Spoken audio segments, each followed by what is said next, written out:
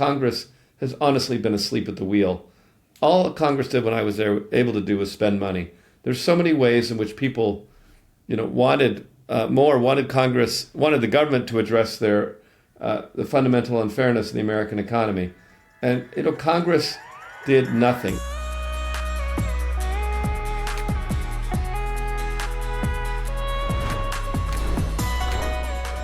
Welcome to Assembly Required with Stacey Abrams from Crooked Media. I'm your host, Stacey Abrams. Before we begin today's episode, I want to give you a preview of next week's topic. As we close out what has been a challenging year, I would like to hear from you about the actions you've taken in your communities to make a difference, whether they were suggestions you heard here on the show or great ideas you and your loved ones have come up with on your own. And if you have any burning questions, I want to hear those too, and I want to answer them on the show. You know the drill. You can start with an email to assemblyrequired@crooked.com or leave us a voicemail, and you and your questions and comments might be featured on the end of the year pod mailbag. Our number is 213-293-9509. If you are a member of Crooked Media's Discord server, that is also a great place to submit a comment or question. Now, on to today's show. Technology and innovation are the twin engines that have mapped this current age. They've connected us, entertained us, made us more efficient, and reshaped the world in the span of a single generation. Yet the same ideas that connected us allow us now to curate our own narrative bubbles. Entertainment revolutions have also altered our attention spans and affected our mental health. Hyper-efficiency has revealed unseen tensions between productivity and quality of life. Like any tools, technology and innovation have been used to build the future, but these forces that were once framed as pathways to liberation and progress have now become flashpoints, economically, politically, and morally. From the advent of the internet to the proliferation of broadband to smartphones everywhere and AI that knows everything, each leap forward includes skeptics who wondered about whether the transformations were necessary, and prophets warning us that we didn't understand what we were creating. And in hindsight, both groups had a point.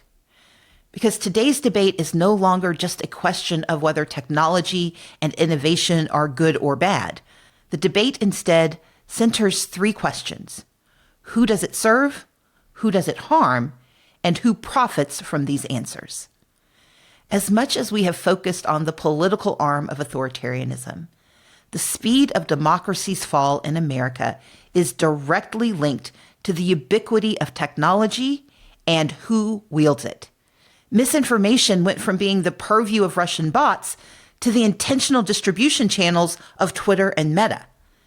Billions have been spent to map how our brains process data and to game algorithms across social media to feed dopamine and to feed disdain for others. Why? Because part of breaking our faith in democracy requires fracturing our trust in the truth and each other. Step 6 in the authoritarian playbook.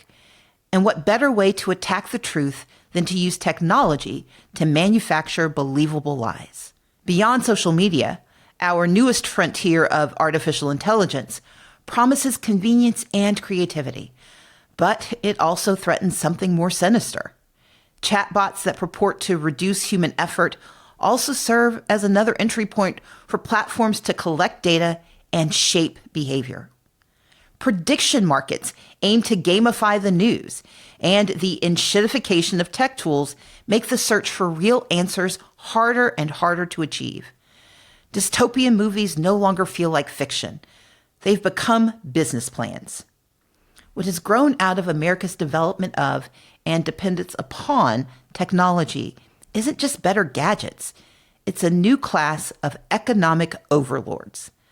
Companies and a short list of tycoons who don't simply dominate markets, they are the market. Platforms that don't merely reflect culture, they design and direct it. Yet, in an authoritarian regime where money and politics unite to place an iron grip on power, this merger is extraordinarily dangerous. The most recent wave began with the rampage of Doge and the transfer of terabytes of data to surveillance companies by this regime. Instead of regulators and courts pushing back, the U.S. government is increasingly leaving the door open, and tech leaders are racing right inside. Take Trump's closed-door September meeting with tech titans, from OpenAI's Sam Altman to Meta's Mark Zuckerberg to Apple's Tim Cook. A conversation about American innovation that conspicuously omitted any discussion of oversight, guardrails, or public interest. Add to that the executive order that forbids the use of DEI, diversity, equity, or inclusion, to understand how these technologies will affect nearly half the population. The same companies that once invested in social justice and had the internal motto, "Don't be evil," are now eagerly aligned with the authoritarian regime promising the most freedom to plunder with the least accountability. Yes, technology and innovation shape the future. But whether that technology is equitable or yokes us to technological, economic overlords depends on what we do right now. Fighting for democracy must go beyond the vote for who holds office and include a vote on who gets our data and our loyalty. Joining me to break down how today's dominant platforms manipulate attention, extract wealth, and deepen inequality is Tim Wu, former special assistant to the president for technology and competition policy in the Biden administration, a law professor, and the author of the new book, The Age of Extraction. Tim Wu, welcome to Assembly Required. Great to be here.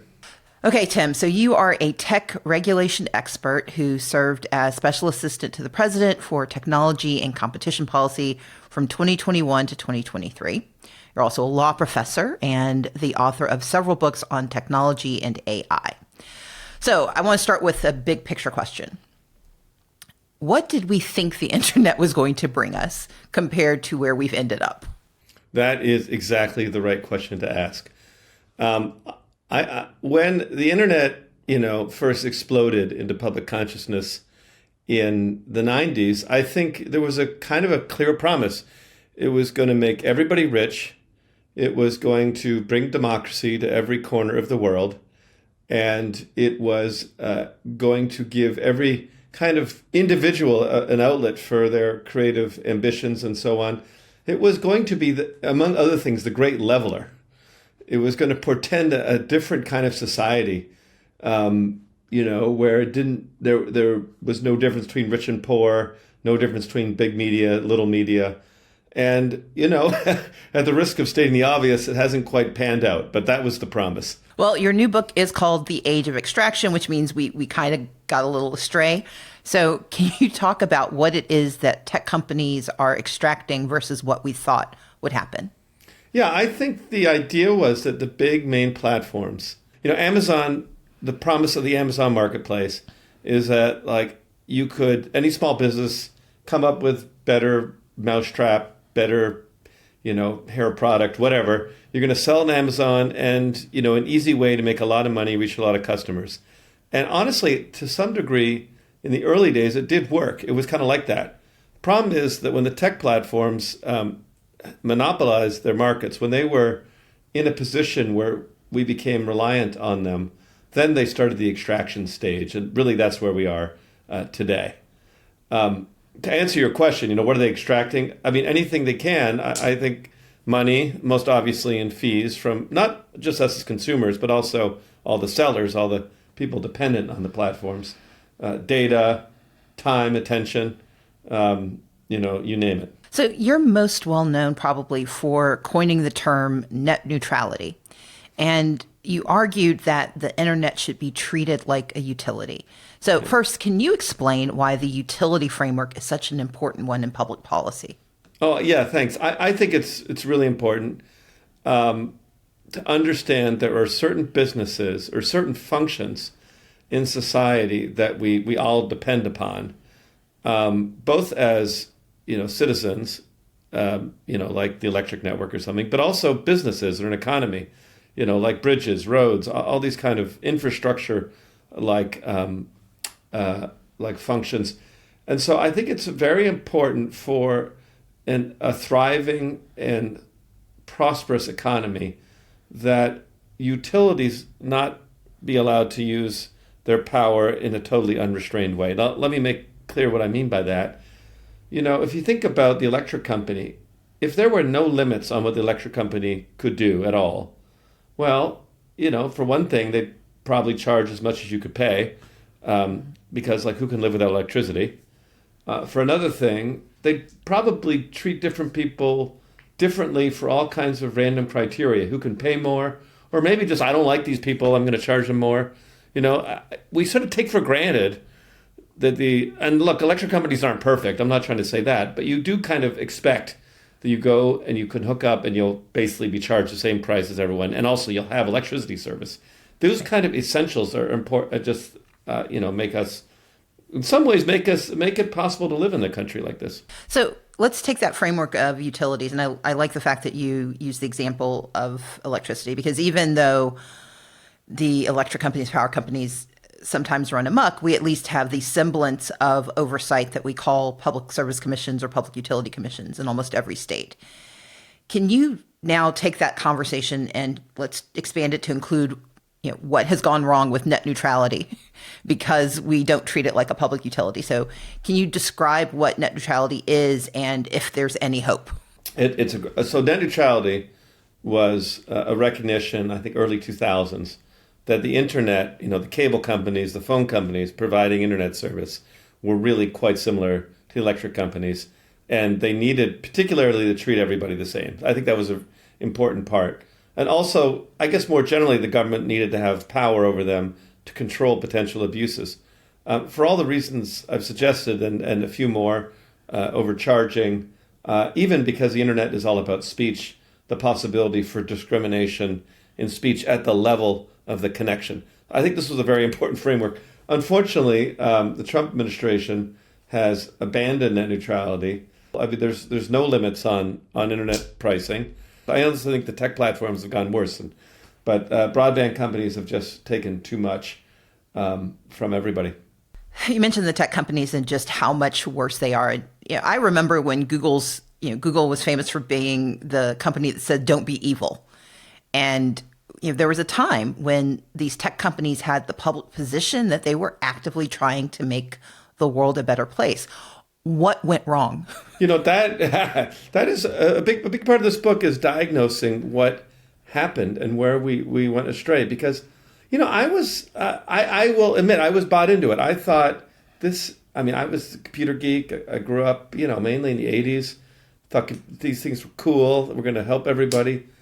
And I think a lot of my friends, frankly, went into companies like Google and thought they were going to try to make the world a better place. Mm-hmm. I think the key turning point, in my view, was in the early 2000s when Google, which had said all this stuff, and all the companies followed it, nonetheless decided they were going to go public as a normal kind of corporate, for-profit corporation, not like a nonprofit or a semi-nonprofit. And I'll tell you, part of the book, I went back to research that period, and people may forget this, but they wrote a letter to future shareholders where they said, we're not going to be a normal company.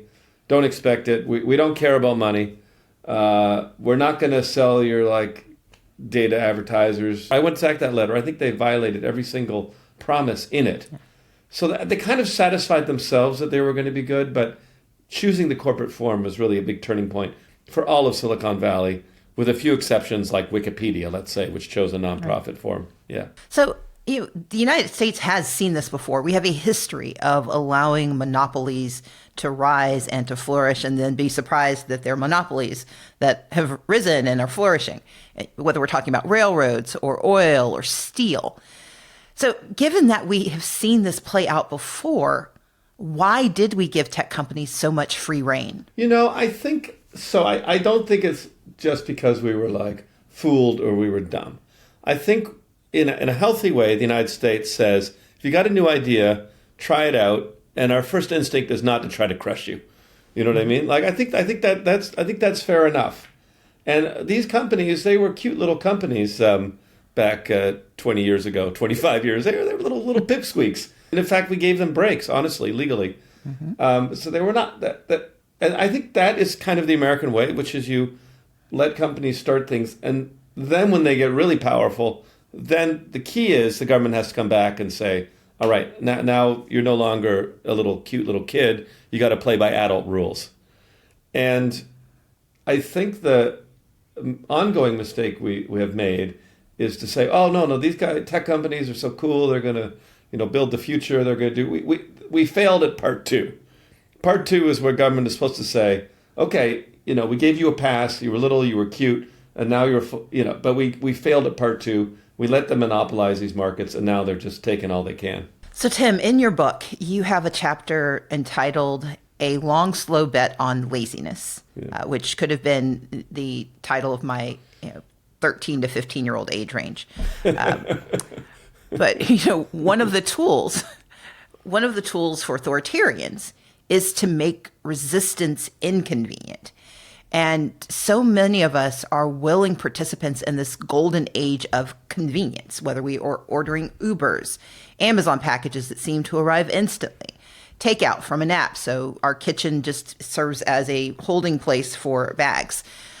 Why do you believe that these conveniences are not just benefiting tech companies while ultimately hurting individuals, but I'd love for you to think about how convenience is playing into this regime change that we're facing. Oh, well, good. I think that's taken it to the next level, and I think a good level.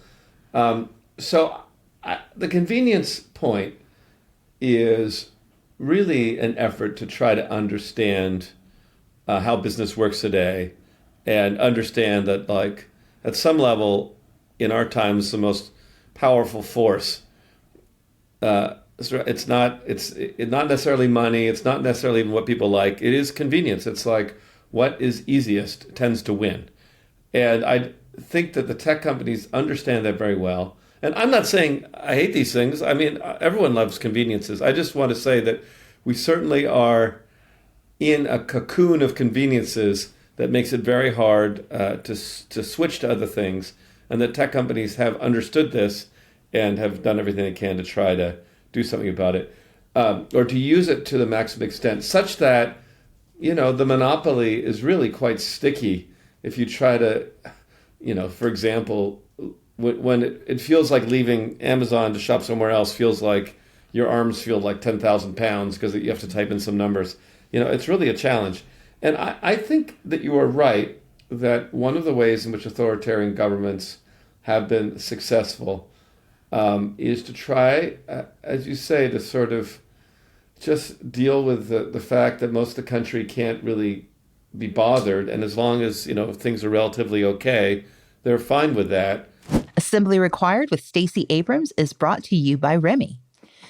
It's hard not to wince and brace yourself when getting the news these days, and the headlines alone can be more than enough to have you grinding your teeth. That's where Remy night guards might come in handy.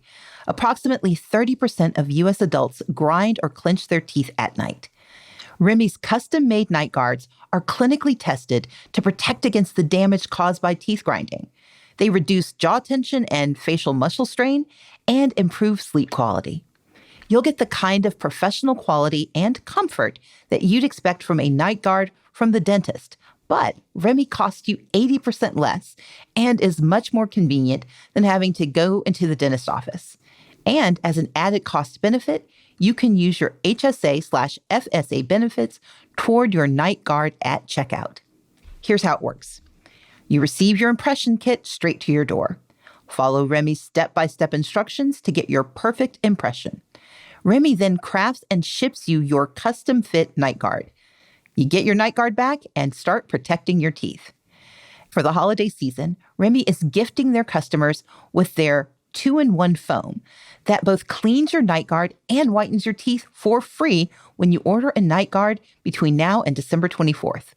Go to shopremy.com/assembly and use code assembly to receive 55% off your new night guard plus a free foam gift. That is shopremi.com/assembly for 55% off a night guard plus free gift using code ASSEMBLY. That's shopremi.com/assembly for 55% off a night guard plus free gift using code ASSEMBLY. Thank you, Remy, for sponsoring this episode. Assembly Required with Stacey Abrams is brought to you by OneSkin. During these dry winter months, my lips need a little extra TLC. The OS1 Lip SPF and the OS1 Lip Mask are the right answers at the right time. I can apply the Lip SPF whenever I need a little extra boost of moisture and some sun protection. And the Lip Mask works overnight for a deeper treatment.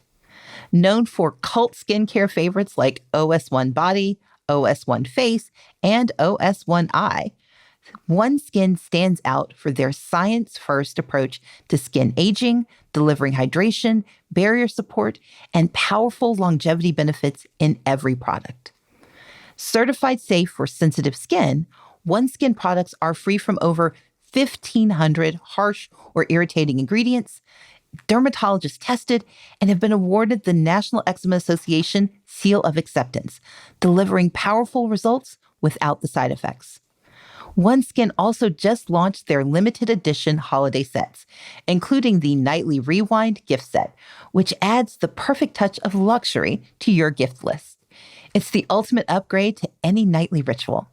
Featuring their best-selling face moisturizer, their brand new peptide lip mask, and a sculpting gua sha tool, each element is designed to work together as your body enters its nightly repair mode, helping renew skin at the cellular level for a stronger, smoother, and more youthful-looking complexion. For a limited time, try OneSkin for 15% off using code ASSEMBLY at oneskin.co/assembly. After you purchase, they'll ask you where you heard about them. Please support our show and tell them we sent you. Well, part of the reason I really want to talk to you and think about your book in this moment is that we spend a lot of our time thinking about authoritarianism only from the vantage point of the politics. And at the top of the show, I talk about the fact that it's not just the political leaders, it's the tech leaders, the ones who have been, playing attendance at the White House, but have been able to use your term, they've been able to extract so much from this administration and extract so much from this body politic that it is a duopoly of power. There is the political power, and then there is the tech power. And one of the places I think we can see that becoming so dangerous is in the rise of tech-driven conveniences that are radically reshaping the labor market, because that's one of the reasons and one of the pillars for democracy. Who gets to participate in the economy often determines how much we are willing to fight back against any inconveniences. And so I would love for you to talk a bit about the way that tech companies have contributed to the erosion of labor protections and workers' quality of life. First of all, I think it's absolutely true that this federal government has in some way borrowed from business in its idea that you need to be constantly extracting all the time. I mean, it's crazy that I think that we've had a change, I think there's like two Americas in terms of business. There's one whose idea of business is you create a better product and you sell it for a good price and you make money. And that's like kind of more classic.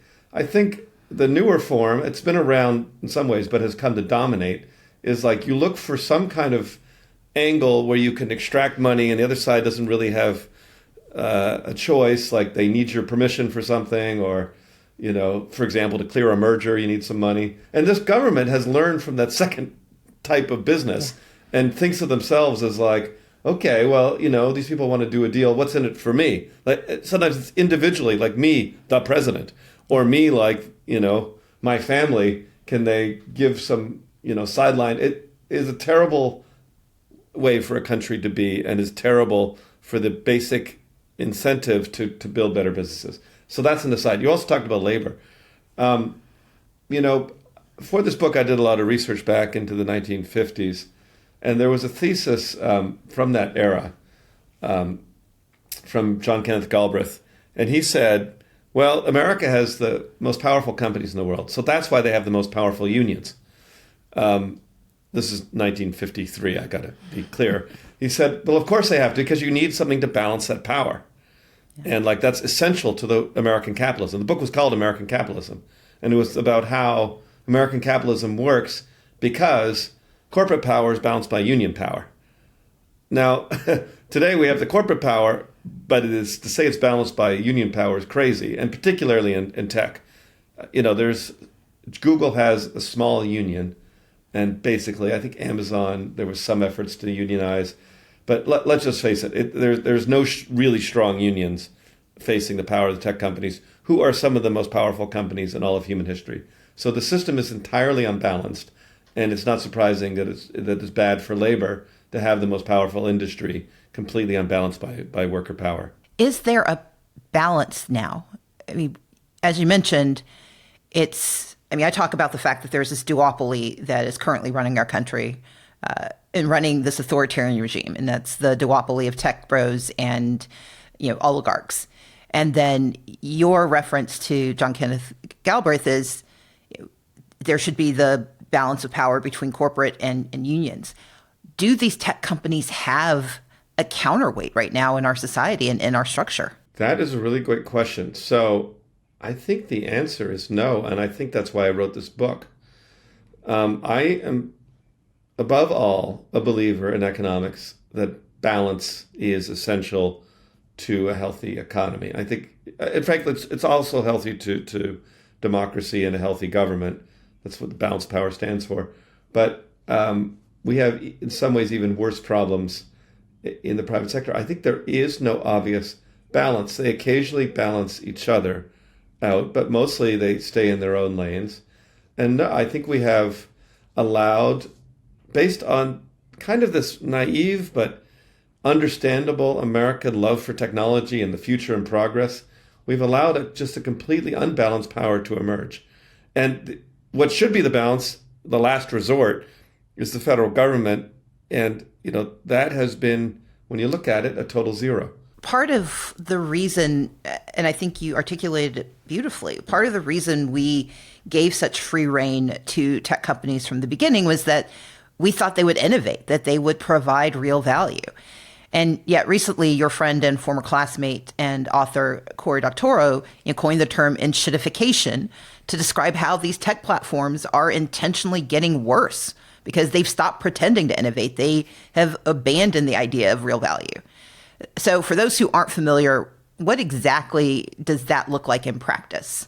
Well, attempting to convince people or give people the impression that things are the same, you depreciate the quality of the experience, and you increase all the factors that are, God, this is a terrible definition, but anyway, that are ways of extracting money or other data and things like. I mean, a great example is just like looking at Facebook or Google over the last 10 years. They used to be almost ad-free, and now they're absolutely dripping with the stuff. Amazon, I have a very a kind of case study of the enshittification of Amazon for its sellers in particular.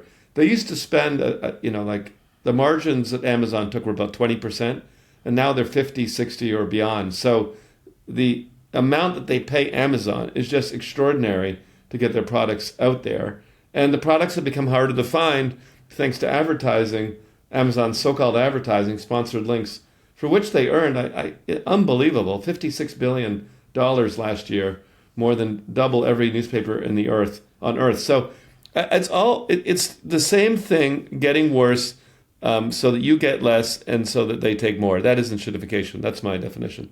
That, I think, aptly sums it up. I mean, look, Cory also places some of the blame for our current subservience to tech companies on economists, namely the Chicago School of Economics, that not just the school itself, but that sort of approach to economic theory. And I heard him recently say that he would describe it as encouraging us to abandon competition for cartels. When you think about that, I know we have the tech company cartels, but who else should be on the list of culprits for why we find ourselves in this space? So there are economists, and who else? Oh, or which I mean, I think industry has actually answer both questions. Yeah. So Well, let me broaden the lens beyond tech a little bit. I think we have a problem with the monopolization, cartelization of the U.S. economy in general, and that it is a major contribution to the affordability crisis. And I mean, you just anywhere you look, it's the same problem. It can be grocery stores. It can be, we talked about cable broadband before. The pharmaceutical industry, hospitals. I mean, for so many areas where people depend upon, there's basically two or three big companies who, in ways subtle and less so, collude. Now, do I blame that all on the Chicago School of Antitrust? I don't know if I could blame it all on them. I think I would blame it on, first of all, a government culture which is influenced by the Chicago School, but to be completely academic and transparent, I think Harvard had a lot to do with it too, and so did just an entire generation of economists who, for some reason, had decided that government intervention, even to help people, even in proven ways, was always a terrible idea. So I think there's a lot of blame to go around. I wouldn't just blame, say Robert Bork and a couple of villains. I think it's a very widespread phenomenon. I worked in government in the Federal Trade Commission in 2012, and frankly, we could not find a way to stop a merger. I don't know what was going on back then. Facebook bought Instagram, and somehow our agency concluded that they weren't competitors in any way. I guess for whatever reason, Google bought Waze. The two mapping programs. It seems obviously a merger to monopoly. We couldn't find a way to stop it. So it was all of us in this sort of skepticism that government could do anything to control corporate power. That, I think, is where I would put the blame. Anyone who had the idea somehow that corporate power was not a problem because they would always do good things, or because they'd control themselves and the market would work, is to blame for our current situation, which is a massive imbalance, an extraction at all times, and a population that is angry, resentful, many of them who feel left behind, and has contributed to the insanity of our current politics. So, excuse me for that little rant there, but that is basically my how we think we've gotten here. So, Tad Stomer, who is a resistance history scholar, recently made a comment about the fact that people who say that we're in a constitutional crisis are misreading the moment. And I'm paraphrasing him. He said, they aren't breaking the Constitution. They're doing exactly what the Constitution allows them to do. That the Constitution had it relied too heavily on the sort of gentle person's agreement that we would not do wrong with the power that's available. And just given what you said about your time at the FTC and during the tenure that you served at the White House, you really helped shape the Biden administration's antitrust agenda. You even got praise from the New York Times. But my question would be, given what has been revealed by this administration and by this court's position on this administration and by the inertia of Congress, if you'd had this sort of read on power during your tenure, what would you have done differently? And what do you wish the administration had pushed on even further? I think, in retrospect, we were not aggressive enough in our fight against the rise of private power. There's other challenges that we had, but we were an administration, not unlike the Obama administration, that was constantly debating these questions and to some degree torn up between essentially a pro-business approach and a kind of a business can do no wrong, not no wrong, but very limited. And I think we did a lot, but in fact, I think that Americans wanted more, and they wanted more visibly done to deal with the kind of economic challenges that they were facing. And we thought it's one of those things. It's a little bit like Mike Myers, where you think you're doing a lot, but you don't realize the scale of the problem you're dealing with. You know what I mean? So we thought we were kind of going all out, but honestly, and I think this administration is good examples like pharmaceutical drug prices. What America thinks that like there's nothing wrong with the way medicine is priced in this country. And, I could see no disadvantage to going full hog on that issue. And I feel like we, settled for some minor modifications to an already bad congressional scheme. And so I just think we should have been all out there fighting on affordability for average Americans and using much more power, being less constrained. Do you think that a subsequent administration should take advantage of what's been revealed in this, I would say aggressive and grotesque misuse of not of the Constitution, but misuse of power for self-enrichment? Would you think that it would be appropriate for someone who inherited this, newly excavated power to use it? It depends what you're talking about. Pardoning obvious felons because of your friends, not a good use of powers. One thing I will say is making a little clearer that the Congress is supposed to really follow the president's lead, and inspiring a greater a loyalty and willingness to act in Congress. That, I think, that's not an abuse of power. It's definitely a use of power, but even playing harder ball with Congress to get in line. I think the real culprit for the last, say, 20 years of growing dissatisfaction and unfairness is the fact that Congress has honestly been asleep at the wheel. All Congress did when I was there, able to do was spend money. There's so many ways in which people, wanted the government to address the fundamental unfairness in the American economy. And, Congress did nothing. In my field, we were even trying to just pass legislation to protect children's privacy, for example. Couldn't get a vote. Couldn't get a vote on issues that 99% of Americans believe and agree with. And so I think, disciplining Congress, a new age of like congressional discipline and no more like secret, get the leader to prevent a vote on anything has got to be a huge priority.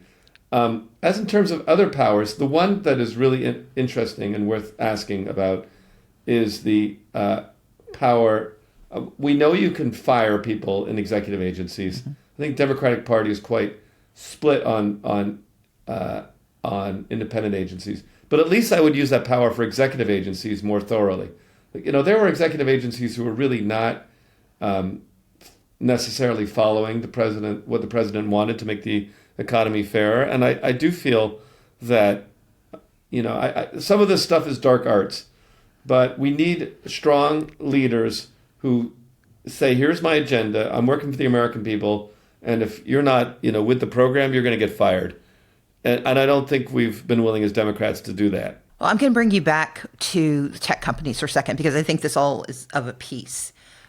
One of the conversations that we have on the show about authoritarianism is about the ability of authoritarians to attack the truth. And tech companies have played a major role in defining what information we consume. Social platforms are rife with unchecked misinformation and disinformation. You mentioned when Meta was able to buy Instagram and when Twitter became Twitter, the changes that Google search have made, they've decimated traffic to trustworthy news outlets, and they've directly contributed to this continued death of our news ecosystem. Can you talk a little bit about the structural realities that contribute to this problem? And, because I have you, how do we fix it? Yeah. When I look at, how things got to where we are in terms of us being on the brink of an authoritarian country, I would put both the things we've discussed. First, this persistent economic unfairness and sense in large parts of the country thinking that this country is no longer working for me and feeling like, wait a second, I'm going to grow up poor in my parents. What is going on here? I need someone to help me out who's really working for me. So the economic unfairness. And the number two is the loss of the, anything like a shared informational experience. anything like an agreed set of facts, a complete system of tailored echo chambers that drives rage, dissatisfaction, anger, and it deepens the resentment. And with it is a lot of false information, a lot of lying, but I even think the segregation and just the cultivation of a business model which knows everything about people, tries to feed them anger-inducing stuff, and profits from it is a huge part of the problem. I talked about congressional failures. One of the failures in this area was a failure to pass basic privacy laws even 20 years ago that would have made this whole ecosystem of feeding off hate a little bit harder to do, just because you just would know less about people. I mean, when you think about broadcasting 60s, 70s, 80s, 90s even, they didn't really know. They kind of guessed at who people were, but they didn't have these ability to grab a tailored niche of haters and feed them in crazy stuff. So what do you do? I think we agree on the diagnosis of the problem. And it's such a distressing problem. It feels we're very deep. But I do believe we can solve it. So I think that at least I do believe that there are a lot of Americans who are fed up and sick of it, insane. Second, I think, while this may sound crazy to some people, we have a history in this country of having a government role as to what counts for, reasonable coverage. And I think we should return in some ways back to something more like the FCC. And I'm going to say this word, which some people hate, which is some version of using the powers of the FCC that had in the Fairness Doctrine to try to make it clear that, when you occupy a position of great trust, you need to occupy that position in a responsible manner. Now, how you exactly get there, there's a lot of details in the in-between, but I think we have a very broken media environment. Frankly, the third thing I'd say is that I think other democracies benefit from having a more robust public broadcasting system. First of all, we've already done damage to it during this government.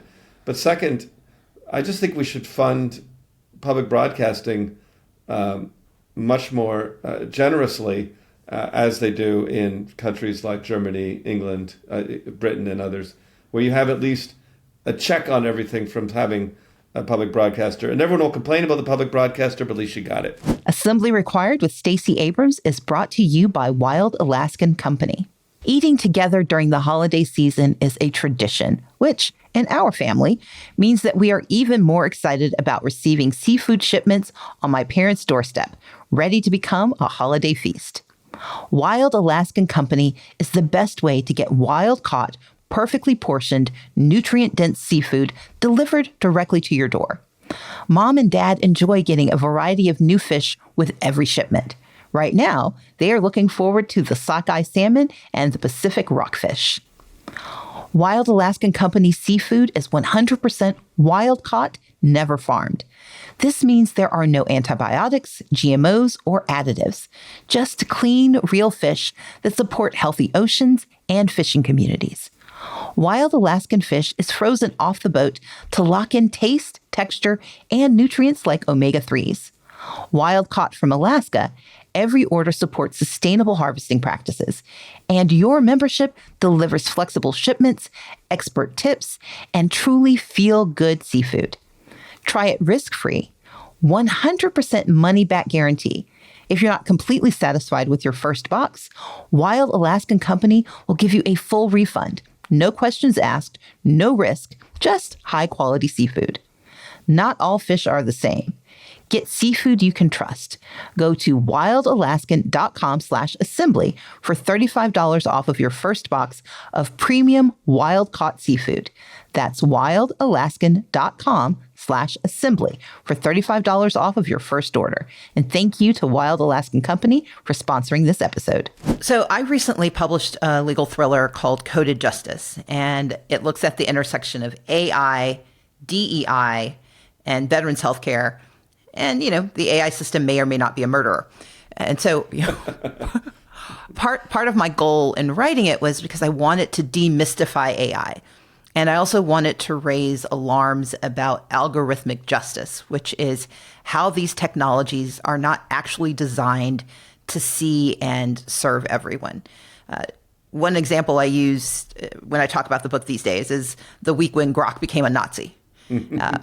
Another one is, the Medicare pilot that will allow AI to deny coverage based on some black box of insurance analysis. And so, Tim, as part of policy shaping conversations around technology, you have always been at the forefront of understanding not just the technology we have, but what is to come.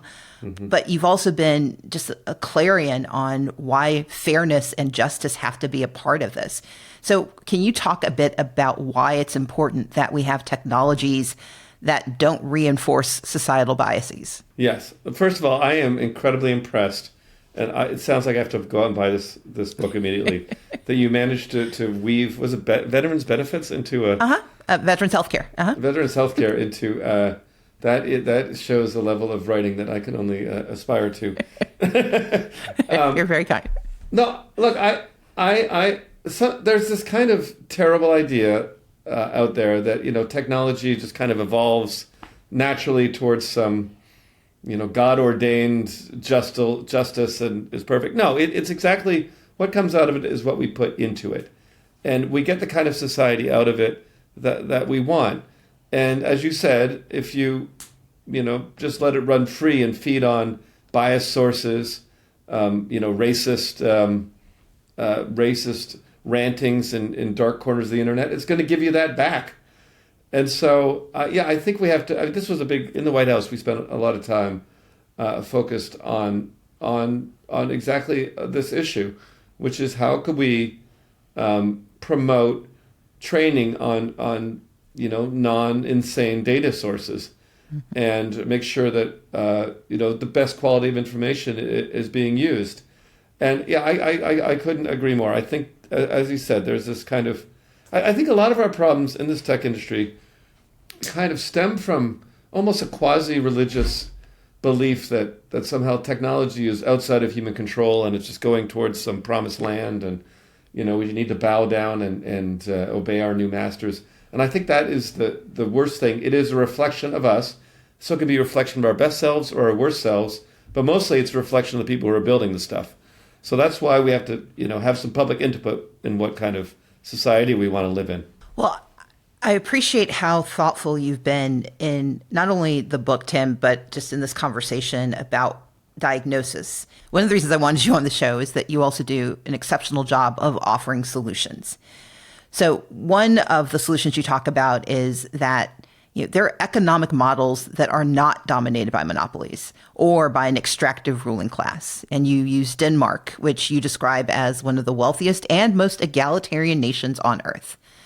So what lessons can the U.S. take from Denmark? And when you answered, I want you to think about the counter narrative, which is the argument that the U.S. is just too large and too powerful for something like Denmark's economic model to work. Yeah, I think there is a huge fallacy, frankly betrayed by our own history as well as Denmark, that says you have two choices. Either you can be incredibly unequal and have rich people and poor people and be a wealthy nation, or you're equal and you're poor. You know what I mean? That's kind of the fallacy out there. If we try and equalize, we try to, and I just think it could not be more wrong. From the basic it is one of the most pernicious mythologies of our time. It's like you have to let there be a super wealthy class and a super poor class for the country to be wealthy. It's just crazy. And I think when you look at Denmark, you look at countries, Taiwan's another one, even Japan, to some extent Korea, all these periods of enormous growth and wealth, but also equality coming from the fact you have distributed wealth. So I am a big believer, and frankly, I think my next book is going to be about the miracle of distributed wealth. I think you have wealthier countries when you have a lot of people that have money, not a few. And in fact, I think it's basic economics, when you have sort of zeroed out a huge amount of the population, it doesn't go well. Frankly, I'll bring back to the American South.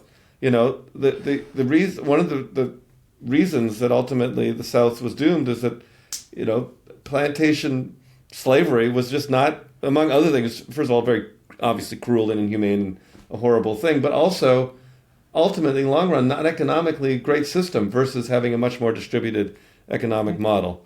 So I think that's the United States at its best, is a country where there's a lot of people who are rich and we have a lot of productive citizens and not just a ruling class and essentially a serf class who works for everybody else. And these models, I think, really work for us. And we have been there. And when we've strayed away, we've gone back to it. Progressive era, New Deal being good examples. But we can even do better again. I mean, I feel like what we got to come out of this, one of the good things about everyone being angry is people are starting to say it's crazy to just have a class of billionaires and then everybody else. Like, that's not who we are. And I am optimistic that we can have a return to what we have been at our best and what the other countries show is the most effective way to become a wealthy country. That is a perfect setup to my last question for you, because here at Assembly Required, we like to leave the listeners with homework. And so your job, Tim, is to tell people what can they do to individually or together end this age of extraction. Go. Several things. So in the world of tech, even though I know it's really hard not to use Google, not to use Facebook, not to use the big guys, consider alternatives. There are a lot of really worthy companies that make good products, and it'll make you realize, you know what, I can, live without, I don't know, Facebook or Twitter or something. You can use other alternative products that are extremely good. I myself use alternative browsers, search engines, mostly alternative products. Second, vote for candidates who are focused on the problems of affordability and economic unfairness, who have shown their commitment to these causes and don't, get wimpy when it really matters. One real problem we have, in the Democratic Party in particular, is this kind of anxiety that if we are serious about taking over on wealth and making the country fair, that somehow everything's going to blow up. We have the progressive movement, we have the New Deal, we have the civil rights movement. We have done this before, and we need to recapture that spirit, because I think it's pretty clear that in a few years people are going to say, boy, this Trump administration has been a total disaster. How can we rebuild this country? And that's where we need to start building, because I think the writing's on the wall. This insane, clown car model is not going that much further until the tariffs, all the insanity crashes into itself, the corruption, the failure to deal with inflation. So, we need right now to start thinking, this is the homework, to start thinking about what kind of country you want starting right now, because it's all coming crashing down. We're going to rebuild. Tim Wu, the author of The Age of Extraction and a sage for our day, thank you so much for being here on Assembly Required. Thank you so much. Yeah. As always on Assembly Required, we're here to give you real, actionable tools to face today's biggest challenges. Number one, be curious. If you enjoyed today's conversation with Tim Wu, check out his new book, The Age of Extraction. Number two, solve problems. Right now, Congress is again considering legislation that would prevent states from passing their own AI regulations. And Trump has floated an executive order that would override state laws. In contrast, Senator Richard Blumenthal has proposed a minimum set of federal regulations while also allowing states to add their own. So call your member of Congress and ask them to oppose any legislation that would block AI regulation. But in addition, urge your state legislature and your local leaders, like your school board or your city council, to pass legislation for policies that protect data and privacy, and do it now. Urge them to do it now before Congress takes action to prohibit it. Organizations like the Electronic Frontier Foundation, the ACLU, and the Center for Humane Technology can be resources for understanding good local tech policy. And number three, do good. After everything we just unpacked about AI and technology, here's my challenge to you. Take a tech mini break. I'm not here to guilt you into reading a book, although I'd absolutely endorse it, but go do something that exists off screen. See a friend in person. Take a workout class. Sit in a park. Go for a walk. And if you're game, try and set some real limits for yourself. I personally have actually put a timer on my TikTok usage because our best intentions might not be enough without a little help. Assembly Required continues to grow its audience, but we need your help. We reach more people when you tell others about us, when you add us to your feed and you share your favorite episode. So make sure you actually subscribe on all of your favorite platforms, not just one. Boost our visibility by rating the show and leaving a comment. You can find us on YouTube, Spotify, Apple, or wherever you get your podcast. And please also check out my Substack, Assembly Notes, where we dive deep and where I share more of my thoughts on how we understand and then fight back against this authoritarian regime. Thank you to the thousands of you who've signed up for the 10 Steps campaign at 10stepscampaign.org. We now have a toolkit where you can find concrete examples of the 10 steps to freedom and power. We include links to organizations, recommendations for you, regardless of where you are or what you're ready to do. And we're constantly adding new organizations and examples of how to get involved. And don't forget to call or email for next week's episode, answering your questions and spotlighting all of the ways you've made a difference this year. That wraps up this episode of Assembly Required with Stacey Abrams. Do good out there, and I'll meet you here next week.